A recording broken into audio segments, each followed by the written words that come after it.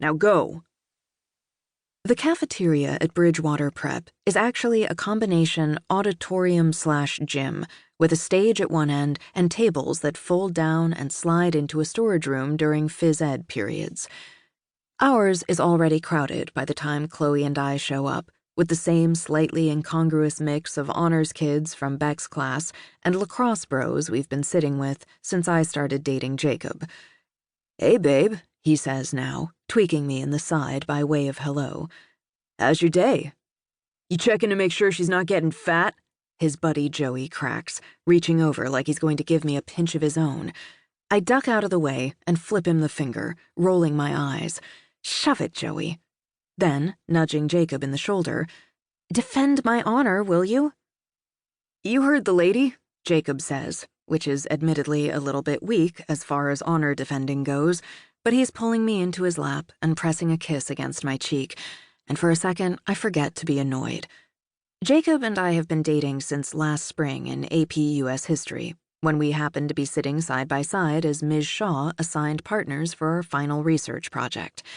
I was hoping for somebody who'd let me boss him around and get us both A's, which has been my strategy for group projects for basically as long as I've been doing them, but to my surprise, Jacob had actual opinions about which primary sources would be most useful to build a document-based question on the social reforms that led up to the Civil War.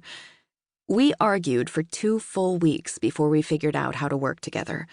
When we got our A, he lifted me up and twirled me around right there in the middle of class.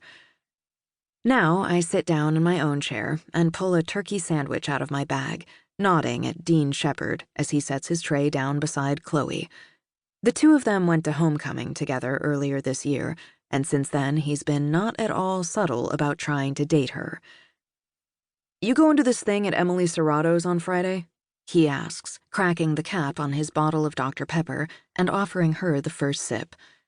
Chloe shrugs, peeling her clementine industriously. "I was thinking about it," she allows. "You?"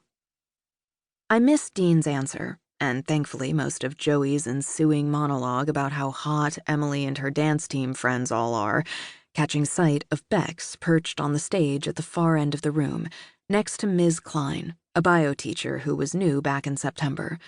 She's youngish, in her late 20s maybe, with curly dark hair and glasses and a wardrobe that seems to consist almost entirely of belted shirt dresses from Banana Republic. She's sitting with her ankles crossed inside a pair of boots with blocky wooden heels, eating a cup of fancy yogurt while Bex laughs at something she said. Chloe flicks a clementine peel at me. "Now look who's gawking," she says, lifting her chin in Bex's direction. "I am not," I whisper yell. "Uh-huh. Wipe the drool, why don't you?" Chloe says with a laugh. I sigh dramatically. I can't help it. You know I'm a sucker for a man in khakis. I glance back at Bex and Ms. Klein. "Do you think there's something going on there?" I'd be lying if I said Chloe and I aren't the tiniest bit obsessed with Bex's romantic life. "What?" Right away, Chloe shakes her head. "No." "Why not?" I ask. "Ms. Klein is cute." "I mean, I guess." Chloe looks unconvinced. "In like a local newscaster kind of way." "I'd nail her," Joey puts in helpfully. "Nobody asked you, Joe." I turn back to Chloe. "I'm just saying, long nights grading papers, romantic looks across the teacher's lounge. Oh my God." Chloe pops a wedge of clementine into her mouth. "Are you sure that isn't your fantasy?" she asks.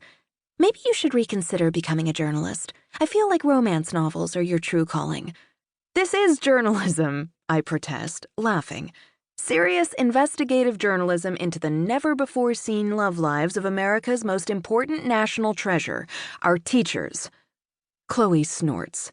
"You do that," she says, tucking her clementine peel back into her brown paper lunch bag. "I gotta go, though. I've got a dentist appointment this afternoon, so I'm leaving early. Are you good to run the meeting without me?" Chloe and I are co-editors of The Beacon this year and spend basically every available moment in the office with Bex and the rest of the staff, hunched over the sluggish computers and sprawled out on the ragged, sagging couch. Yep.